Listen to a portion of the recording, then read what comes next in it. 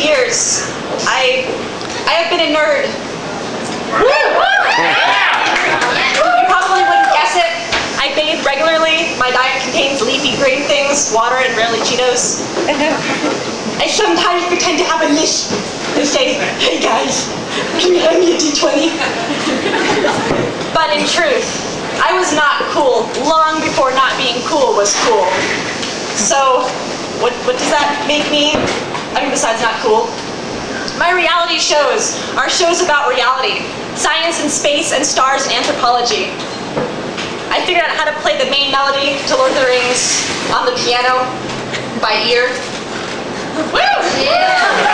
I read even when I don't have to. I have 3 sets of D&D dice. I've watched every episode of Buffy the Vampire Slayer at least twice. My laptop runs Ubuntu, and I open Skype using a command prompt in a terminal window. Yeah. I have a classical Pandora station. Sometimes soundtracks come on, and when the Star Wars suite pops up, I attain inner peace. I was this close to getting my ham radio operating license when I was 9.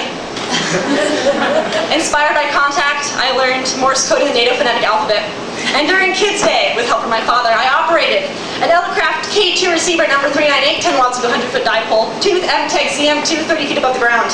I talked to 5 people that day, 4 in California, 1 in Nebraska. Now, I make up cheesy art history pickup lines. Hell, I make up cheesy Lord of the Rings, Harry Potter, and geometry pickup lines.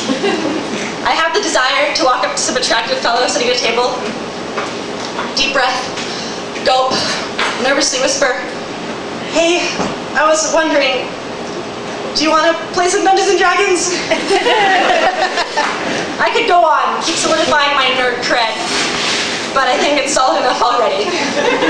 Recently at a bar with a friend, a random guy came up and talked to us. Various words were exchanged, lighthearted, happy, fun, but then my respect for him dropped when he said that science wasn't sexy.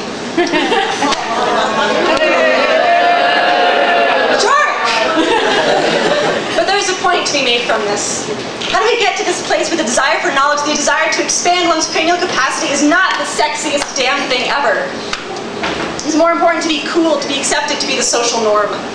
Stash our comic books underneath our beds, hide our posters, the action figures, the little bits of ourselves.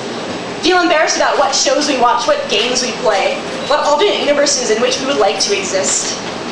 The longest time, I tried to fit in. Assume the colors of the dominant species, pretend that I liked hair and nails and concerts and parties. Friends would come over and I would take down pictures in my room. I would go through everything. Tuck away the poem of the One Ring that I had laboriously written out in cursive, put it in a drawer. One day, I made the mistake of wearing a t-shirt to school with a periodic table of the elements on it. My friends reacted with grimaces and raised eyebrows. But guys, the radioactive elements glow in the dark.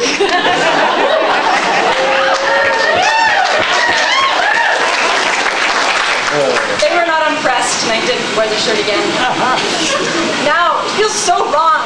We nerds should not be ashamed of the things we love, because happiness comes from so many things, and some of those things can harm you both outside and in, and when was the last time geekiness hurt someone? So underneath this sweater that immaculately fits my geometry, I wear my TARDIS key, not ironically, Converse on my feet, because I am a nerd. I am a book-reading, role-playing, documentary-watching, Whovian, browncoat, survivor on a battlestar called Galactica, graduate from Sunnydale High, where the vampires don't sparkle, they dust. Tolkienite, Potterhead, and goddammit, I know where my towel is. Yeah. If any of you have a problem with any of that, you can come at me. But roll for initiative first.